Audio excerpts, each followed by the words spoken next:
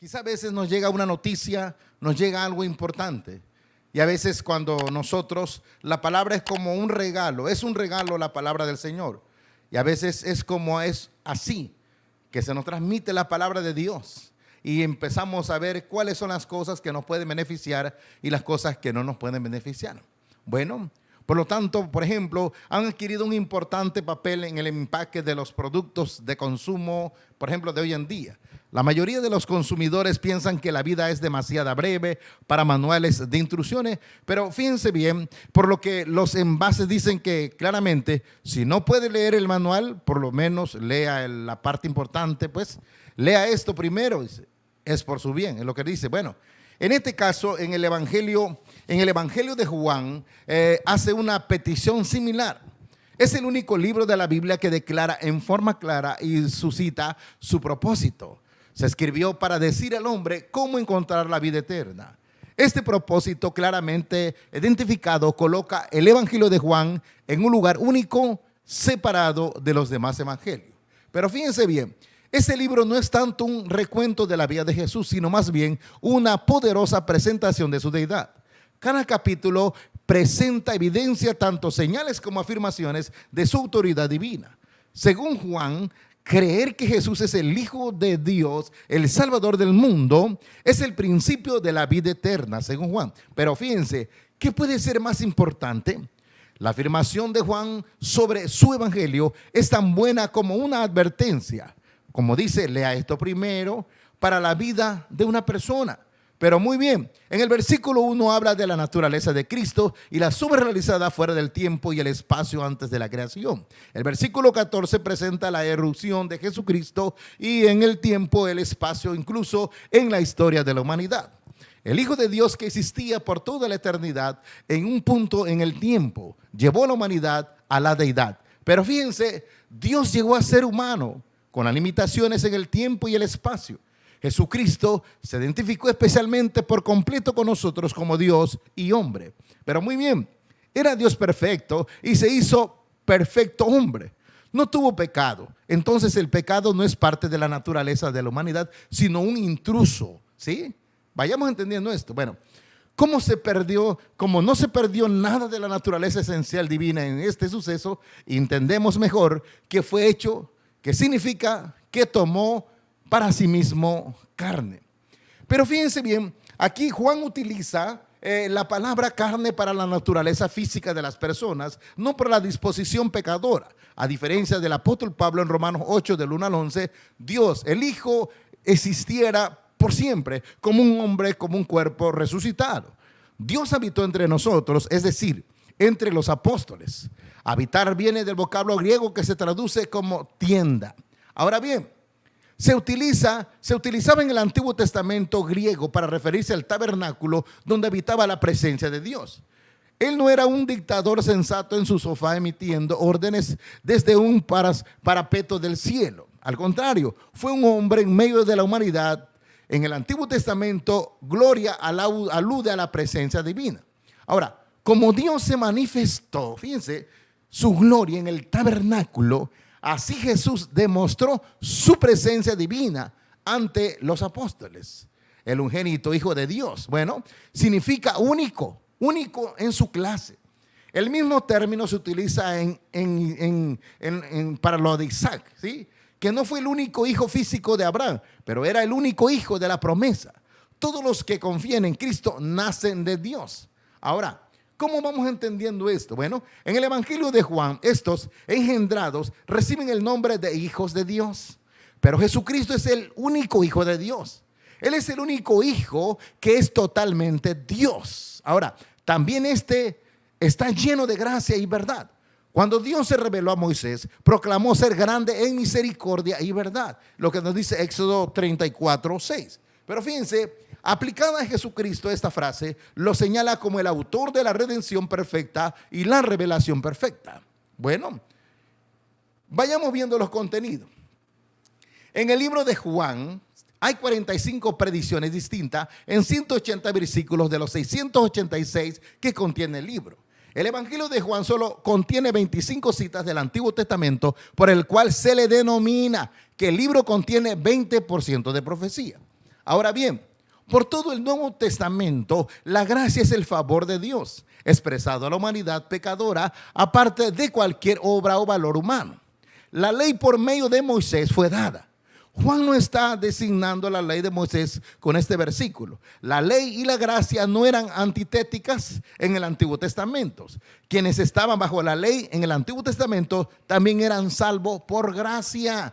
Ahora, fíjense bien, la referencia para la enseñanza aquí probablemente sea en Éxodo 34, Éxodo 34, 6, 7. Se ve a Jehová como misericordioso, perdonador de pecados, mientras que en Éxodo 34, 7 dice que Él no dejará sin castigo a los culpables. Este conflicto se reconcilia con Jesús, que trae gracia, perdón y verdad. Juicio de la ley en el pecado, juntan en su persona. Ahora, Él recibe el juicio de pecado en su cuerpo y como consecuencia perdona a los transgresores. Juan no está diciendo que Moisés comenzó la ley y que Jesús trajo la gracia. No está diciendo, pero solamente dice que en Jesús la gracia y la verdad se completan. Aunque había gracia y verdad abundantes expresadas por Dios mediante la ley que dio a Moisés, es en la persona de Jesucristo que la gracia y la verdad se completan hasta su máxima expresión. Ahora, y el verbo cuando dice se hizo carne, bueno, Juan comienza a mostrar la identidad humana del verbo. El verbo finalmente es identificado y nombrado en el versículo 17, el verbo, que como deidad existía eternamente en el versículo 1. Asumió una humanidad genuina, donde dice habitó gloria. Bueno, la imagen aquí ofrecía es la de Dios habitando en medio de su pueblo escogido. Pero fíjense, el término gloria como el de la luz en el versículo 5 denota la esencia y pura radiante de Dios y la revelación de esa esencia en la persona y obra de Jesucristo, donde dice unigénito. Este término ha sido objeto de mucho estudio y es muy importante para la cristología, la parte de la teología dedicada a Cristo. Ahora, por este término se entiende que nunca hubo un tiempo en el pasado que el Hijo no hubiera existido, que Él hubiera sido criado, como algunos enseñan, de gracia y de verdad.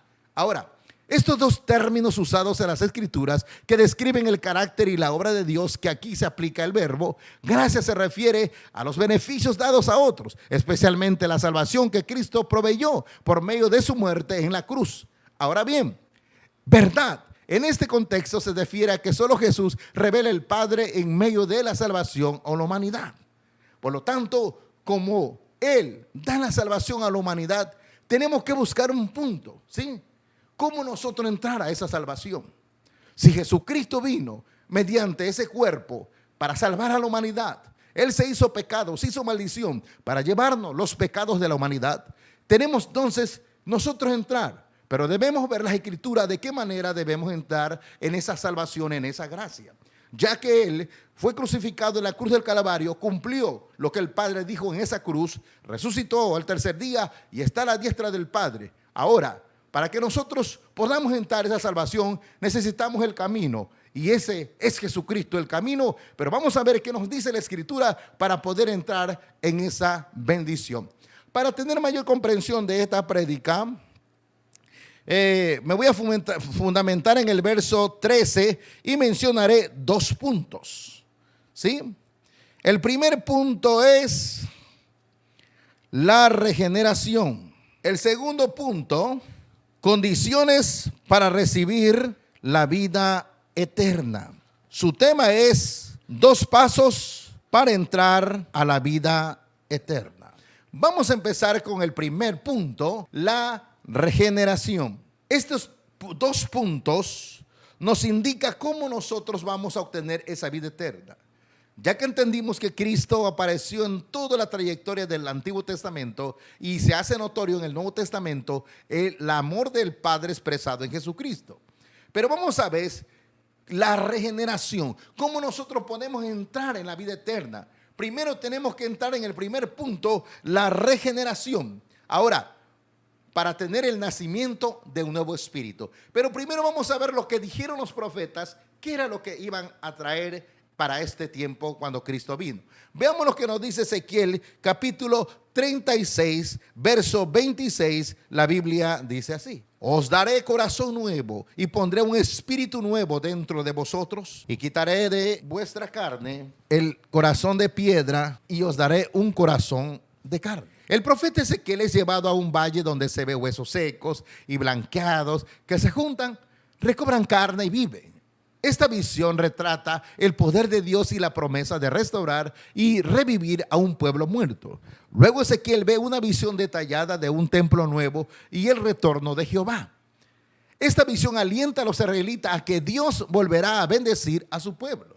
Pero ahora bien, el ritual de purificación de pecado sería sin sentido y vano si no hubiese un verdadero arrepentimiento y regeneración y la obra otorgada del Espíritu Santo por el poder interno, ¿sí? Ahora bien, sobre el espíritu interno de las personas. Pero fíjense, Dios no solo restauraría físicamente al pueblo para la tierra, sino también espiritualmente al darles un nuevo corazón y un nuevo espíritu para darles a seguirle, a hacer su voluntad.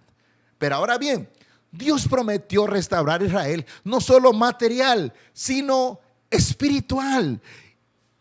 Para lograrlo, le daría un nuevo corazón para seguirlo y pondría su Espíritu Santo en ellos, ¿sí? Lo que nos dice el Salmo 51, versos 7 y 11. Para transformarlos y darles poder para hacer su voluntad, se vuelve a prometer un nuevo pacto y que se cumplirá finalmente en Cristo. Esas fueron las profecías de los profetas. Ahora, por impura que sea su vida en este momento, Dios le ofrece un nuevo comienzo. Puede hacerse que sus pecados sean borrados, puede recibir un nuevo corazón. Para Dios tener su espíritu, sí acepta su promesa. Ahora, ¿por qué trata de remendar su vida pasada si puede tener una vida nueva? Ahora, eso es lo que dijeron los profetas. Dios daría un corazón. Dios daría todo esto, corazón nuevo, vendría, pondría su espíritu y podríamos reconocer a nuestro Dios.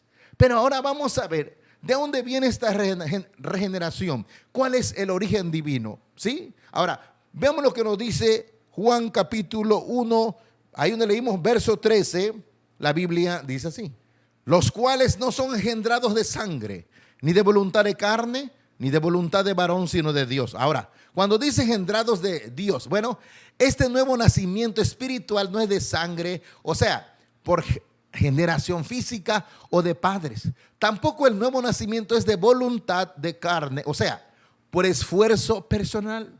Ahora bien, tampoco es el nacimiento de voluntad de varón, o sea, algo logrado por el esfuerzo humano. El nuevo nacimiento es la obra de Dios solo. ¿Escuchó eso?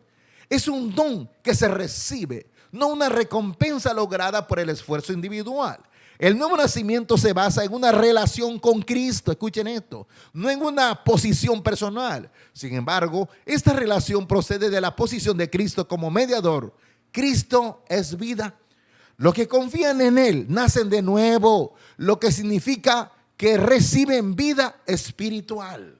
Ahora, donde habla del derecho, bueno, la salvación no es una habilidad o poder inherente al ser humano, sino que es un privilegio otorgado por Dios gratuitamente. Hijos de Dios. Bueno, esta frase describe la naturaleza y el carácter de los que nacen en la familia de Dios por creer en Jesucristo.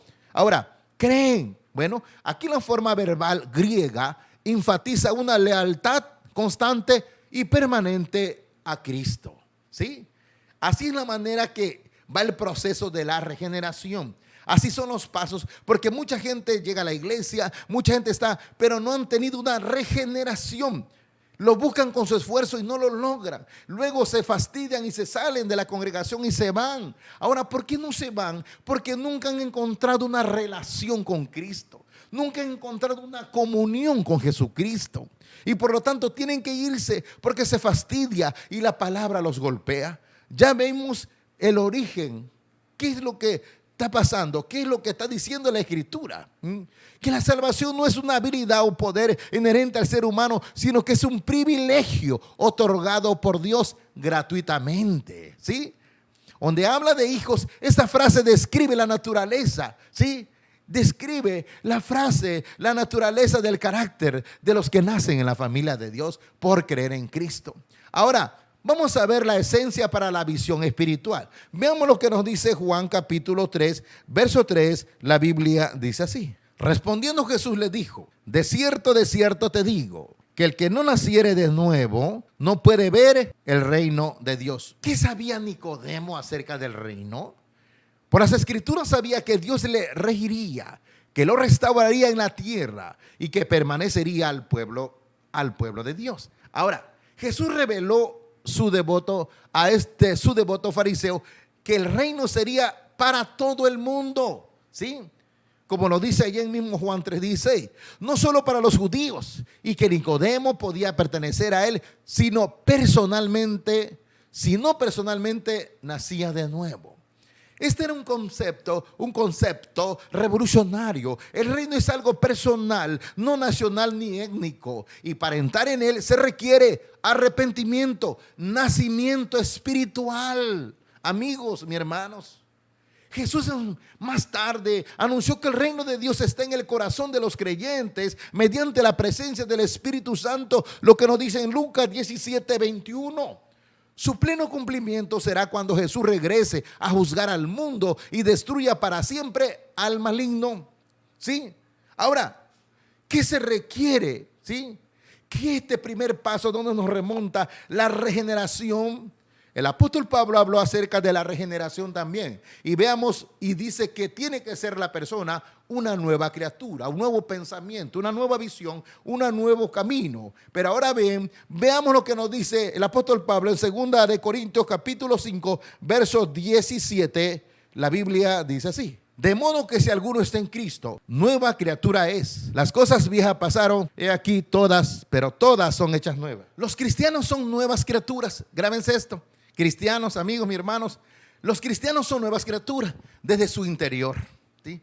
El Espíritu Santo les da vida nueva y ya no serán los mismos jamás.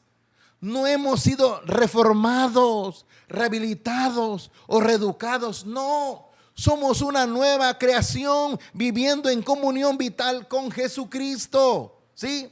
Ahora, muy bien, convertirnos no es meramente dar la vuelta a una hoja nueva, no, sino empezar una nueva vida o una vida nueva bajo un nuevo maestro. Y en este caso es Jesucristo. Ahora, Dios nos atrae hacia Él mismo, o más bien nos reconcilia, borra nuestros pecados, ¿sí? Lo que nos dice Efesios 2, 13 y 18, y nos hace justo. Dejamos de ser enemigos, extraños o extranjeros para Dios cuando confiamos en Cristo. Al reconciliarnos con Dios, tenemos el privilegio de animar a otros para que hagan lo mismo. Y de esa manera somos aquellos que tienen el ministerio de la reconciliación. Ahora, Dios puede cambiar su relación hacia nosotros porque nuestros pecados son imputados, atribuidos a Cristo en vez a nosotros. En otras palabras, Dios puso nuestros pecados en Cristo, quien no conocía pecado. Su muerte fue en nuestro lugar y por nuestros pecados. Ahora, si nosotros creemos en Jesús, Dios cuenta la justicia de Jesús como nuestra justicia. La palabra de la reconciliación que nos fue encargada es contar a todos los hombres que Dios quiere restaurarnos a una relación con Él. Lo que nos dice Romanos 5:8. Esta es la buena nueva que todo el mundo necesita oír. ¿Escuchó eso? Y para que así sea, tenemos que entrar, permitirle que Cristo nos reconcilie con el Padre y que nos ponga su Espíritu en nosotros para que empecemos el proceso de la regeneración. Ahora, pregúntese usted, ¿cuántos años ha estado en el Evangelio? ¿Ha logrado tener esa comunión con su Maestro Cristo? ¿A dónde va? ¿Cómo camina usted? ¿Qué tantos pasos ha dado en el Evangelio? Y mira cómo está. No puede estar en derrota. Si usted es cristiano, no puede estar en derrota, Porque tiene un guerrero que se llama Jesucristo, el Hijo de Dios. Ustedes tienen que estar en victoria, alegre, reluciente, lleno de euforia, lleno de alegría. Fiesta hay en el corazón, dice el salmista, de los que suben al monte de Sión. Y usted como cristiano, si entró esa regeneración, tiene el Espíritu del Señor. Ahora, ya estamos listos, ¿verdad? Pero necesitamos otro paso, ¿sí? Ya somos regenerados, ya entramos en esa vivencia del Espíritu, ya tenemos esa comunión, pero nos falta otra cosa, ¿sí? Para que entremos a esa plenitud de entendimiento, ¿sí? Veamos el segundo punto y último. Vamos a ver. Número 2, condiciones para recibir la vida eterna. ¿Por qué condiciones?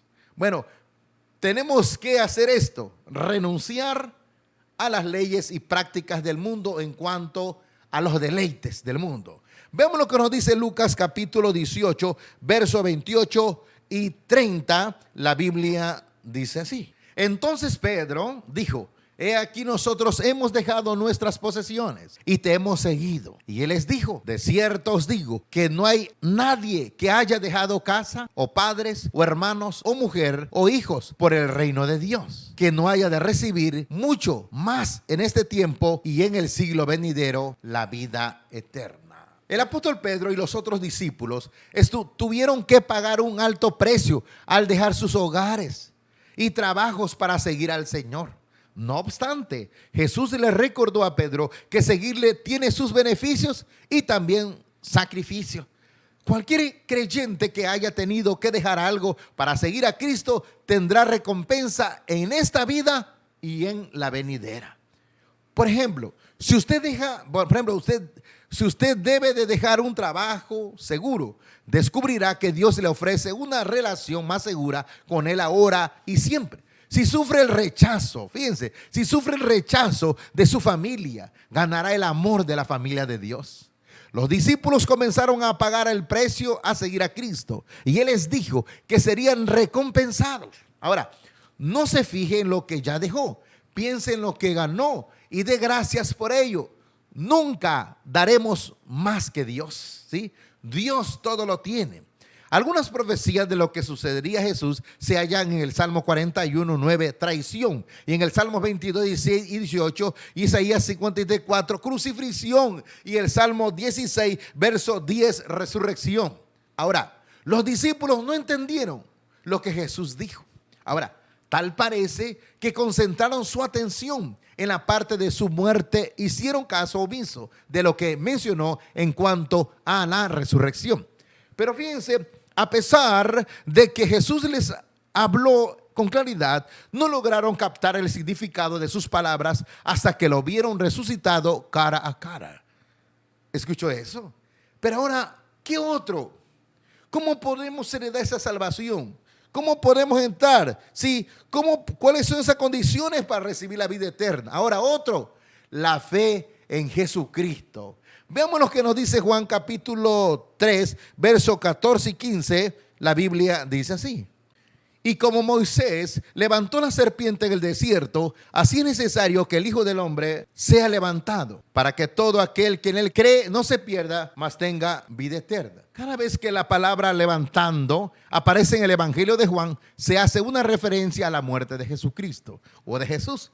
Cuando Moisés levantó la serpiente en el desierto, lo que no habla en Número capítulo 21, verso 9, los que la miraban vivían. Así que es también que el Hijo del Hombre, mírenlo y viva, miren al Cordero de Dios y obtenga la salvación. Esta es la primera vez que se menciona la vida eterna en el Evangelio de Juan. Pero fíjense, en este Evangelio de Juan, cuando una persona confía en Cristo, nace de nuevo y recibe vida espiritual y eterna.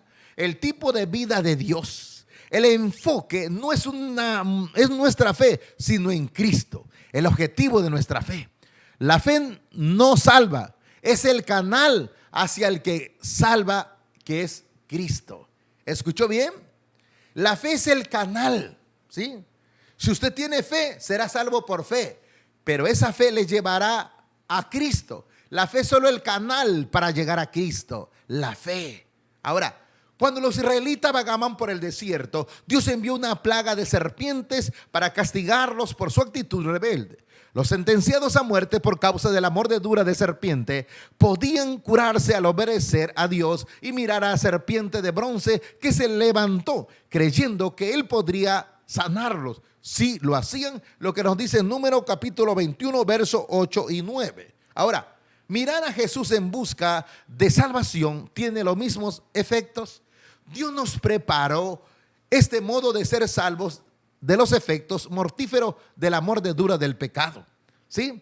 Pero ahora veamos lo que nos dice Juan, capítulo 3, verso 36. La Biblia dice así: el que cree en el Hijo tiene vida eterna, pero el que rehúsa creer en el Hijo no verá la vida, sino que la ira de Dios estará sobre él. Aquí podemos ver que Jesús dice que todo el que cree en Él tiene, no dice que tendrá vida eterna. La vida eterna se recibe cuando uno se une a la vida de Dios, la cual por naturaleza es eterna. Así que la vida eterna comienza en el momento del nacimiento espiritual, ¿sí?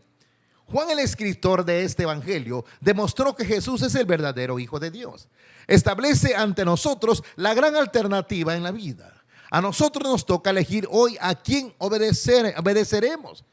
Como dice Josué 24:15. Y Dios quiere que lo elijamos a Él. Lo que dice Deuteronomio 30, verso 15. Ahora, al 20. Postergar nuestra elección es decidir no seguir a Cristo, ¿sí? Ahora, la decisión es una decisión fatal, ¿sí? Postergar nuestra elección es decidir no seguir a Cristo. La indecisión es una decisión fatal. Muy bien. Ahora, veamos otro punto, ¿sí? Lo que debemos hacer, sembrar para el Espíritu. Veamos lo que nos dice Gálatas capítulo 6, verso 8. La Biblia dice así: porque el que siembra para su carne, de la carne segará corrupción, mas el que siembra para el Espíritu, del Espíritu segará vida eterna. Ciertamente sería sorprendente si usted plantara maíz, brotara calabazas. Bueno, es una ley de la vida, por tanto espiritual como física, que uno cosecha lo que siembra. Bueno, si uno chismea de sus amigos, los pierde también, porque si te pones a hablar de tu amigo, al rato tu amigo lo descubre y ya lo pierdes. Ahora, cada acción tiene resultados. Si usted planta para sus propios deseos, cosechará lamentos y maldad. Si planta para agradar a Dios, cosechará gozo, vida eterna. Ahora, ¿qué tipo de semillas está usted sembrando? ¿Sí?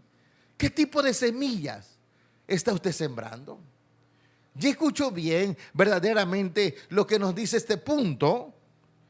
Las condiciones para heredar la vida eterna. Después de tener una regeneración en nosotros, después de tener algo así regenerado, entramos a esa vida eterna, ¿sí? Pero tenemos que dejar el mundo, las condiciones para entrar a esa, dejar todas las cosas que ofrece este mundo y centrarnos en la salvación. Si Dios te hizo un llamado, céntrate en el llamado de Dios. Si Dios te llamó a hacer algo, céntrate en el llamado de Dios. Y observa las escrituras. Y mira qué es lo que te dice la palabra de Dios. Y camina de la mano de Jesucristo. No hagas caso a lo que la gente diga. Obedece a los mandatos de Cristo Jesús. Obedece, agárrate de la mano de Dios. Agárrate de ahí. Siembra para el Espíritu. No siembres para la carne. No hagas tesoro en esta tierra, porque todo perecerá. Todo perecerá. Todo tiene que perecer en este mundo. Todo va a perecer. Cada acción tiene su resultado. Si usted planta para sus propios deseos, cosechará lamentos. Si usted lo que siembra, usted va a cosechar, ¿sí? Si planta para agradar a Dios, cosechará gozo, vida eterna, ¿sí? Si planta algo, más adelante lo recibirá. Ahora, después de haber entendido la regeneración, ¿cuáles son los pasos para entrar a esa regeneración? Dios te dice que abandones las cosas de este mundo para que tú puedas entrar a la vida eterna. Hemos escuchado tantas cosas, pero debemos centrarnos en lo que nos dice su palabra, ¿sí? Yo quiero culminar, pero no antes que usted entienda. Por ejemplo, Jesús dijo que el que no naciere de nuevo no puede ver el reino de Dios, ¿sí? Quizá mucha gente no es estar loco, es una locura. Usted tiene que sentirlo, ¿sí? Jesús dijo que el que no naciere de nuevo, le dijo a Nicodemo, no puede ver el reino de Dios. Bueno, en verdad, nace de nuevo. Bueno, la frase se puede traducir también, nace de arriba, cuando habla de nace de nuevo, lo que indica que Dios realiza el nacimiento espiritual por su espíritu. El nacimiento espiritual también se describe en 2 Corintios 5:17, donde vimos, Tito 3:15, 1 de Pedro 1:23, no puede ver. Bueno, esta respuesta a lo que Nicodemo había dicho a Jesús en el verso 2 debe haberse inquietado, pues como fariseo, él tendría confianza en su participación en el futuro reino mesiánico. Ahora, pero la persona no regenerada, escuche esto, quien no ha nacido de nuevo, no puede comprender el reino de los cielos y mucho menos entrar en él. ¿Sí? No crea que usted con llegar a la iglesia, a la congregación de la iglesia, usted ya es salvo. Si usted no ha sido regenerado, usted pasará todo el tiempo allí y nunca será regenerado, porque usted nunca obedecerá a la palabra de Dios. Nunca podrá tener esa comunión con Dios. Y Dios le está hablando a su vida para que usted pueda entender los pasos de la regeneración y pueda entender cómo entrar a la vida eterna. Pero la persona no regenerada, quien no ha nacido de nuevo, no puede comprender el reino de Dios. El reino de Dios, ¿sí? Ahora, muchas personas rechazan la idea de vivir para siempre porque viven vidas tristes. Pero la vida eterna no es la extensión de la miserable vida mortal de hombre. Vida eterna es la vida de Dios encarnada en Cristo, que da a todos los que creen como garantía de que vivirán para siempre. Ahora, en esa vida no hay muerte, enfermedad, enemigo, demonios ni pecado. Cuando no conocemos a Cristo, tomamos decisiones pensando que esta vida es todo lo que tenemos. Pero en realidad, esta vida es solo el comienzo de la eternidad. Empiece, por lo tanto, a evaluar todo lo que le sucede desde una perspectiva eterna. Creer, bueno, es más que una reflexión intelectual de que Jesús es Dios. Significa depositar nuestra confianza en Él, que es el único que nos puede salvar. Es poner a Cristo al frente de nuestros planes presentes y nuestro destino eterno. Creer es confiar en su palabra y depender de Él para cambiar. Si nunca ha confiado en Cristo, haga suya esta promesa de vida eterna y créale a Él. Ahora, muchas veces la gente trata de salvarse de lo que teme poniendo su fe en cosas que tiene o no hacen. Buenas obras, capacidad o inteligencia, dinero o posiciones. Pero fíjense, pero solo Dios puede salvarnos de lo que en verdad debemos temer: la condenación eterna.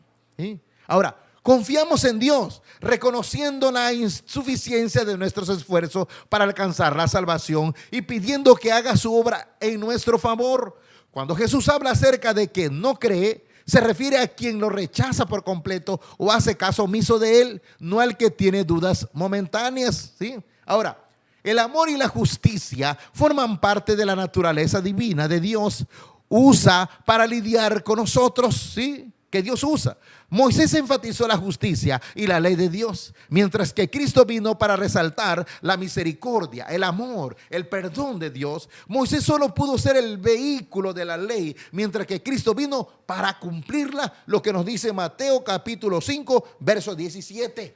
Ahora, la naturaleza y la voluntad de Dios se revelaron en la ley. Ahora, la naturaleza y la voluntad de Dios se revelan en Jesucristo. En lugar de venir en tablas frías de piedra, la revelación de Dios, o más bien su verdad, viene a la vida de la persona. En la medida que conocemos mejor a Cristo, nuestro entendimiento de Dios se incrementa. Ahora bien, Dios se comunicó mediante varias personas en el Antiguo Testamento. Por lo general, profetas que recibían mensajes específicos, pero fíjense, pero nadie envió a Dios. En Cristo, Dios reveló su naturaleza y en esencia de una forma que podía verse y tocarse. En Cristo, Dios se hizo hombre y habitó entre nosotros, como dijeron los profetas. Pero fíjense, a pesar de que Cristo crió al mundo, la gente que crió no le conoció, lo que nos dice en el verso 1:10, ¿sí? Aún lo que Dios escogió para preparar al resto del mundo para la venida del Mesías, lo rechazó. pese a que todo el Antiguo Testamento hablaba de su venida. Ahora bien, todos los que aceptan a Cristo como Señor de sus vidas renacen espiritualmente y reciben nueva vida de Dios. A través de la fe en Cristo, este nuevo nacimiento nos cambia desde adentro, reaccionando nuestras actitudes, deseos y motivos. El nacimiento hace que uno esté vivo físicamente y permite ser parte de la familia. Ahora, al nacer de Dios, formamos parte de su familia. ¿Ha pedido que Cristo lo haga una nueva persona? Ahora, este nuevo comienzo está a disposición de todo aquel que cree en Cristo. Ahora, el verbo fue hecho carne cuando dice, ¿qué significa esto? Bueno, significa que se convirtió en humano, ¿sí? Que se convirtió en humano. Ahora, ¿cómo vino a ser entonces Cristo cuando se convirtió en humano? ¿Qué sucedió cuando se convirtió en humano? Bueno, vamos a ver algunos puntos, ¿sí? Cristo vino a ser el maestro perfecto. En la vida de Jesús vemos cómo Dios piensa y por lo tanto cómo deberíamos nosotros pensar. Lo que nos dice Filipenses capítulo 2 versos 5 y 11. Ahora bien, en otro punto, el ejemplo perfecto. Cristo vino a ser el ejemplo perfecto. Él es el modelo de lo que debemos ser. Nos muestra cómo vivir y nos da poder para vivir de esa manera. Lo que nos dice Primera de Pedro capítulo 2 verso 21. Y tercero, vino a ser Cristo el sacrificio perfecto. Jesús vino como un sacrificio para todos los pecados y su muerte satisface las demandas de Dios para la cancelación de los pecados. Lo que nos dice Pablo en Colosenses capítulo 1 versos 15 y 23. Dios nos ha dado un propósito para vivir y podemos confiar que Él nos guiará. Juan no tenía la Biblia completa como la tenemos hoy. Sin embargo, centró su vida a la luz de lo que sabía de las escrituras del Antiguo Testamento. Asimismo nosotros podemos descubrir en la palabra de Dios las verdades que Dios quiere que sepamos. A medida que estas verdades obren en nosotros, otros irán a Él. Dios puede usarlo a usted como un o ningún otro. Dígale su disposición a seguirle hoy para siempre. Dígale al Señor, Señor, aquí está mi vida, haz tu voluntad de mí. Dígale a Dios, Señor, ya entendí, ya voy caminando, quizá me faltan, hoy culmino de entender, hágase tu voluntad. Dígale al Señor, Padre mío, hágase tu voluntad en mi vida.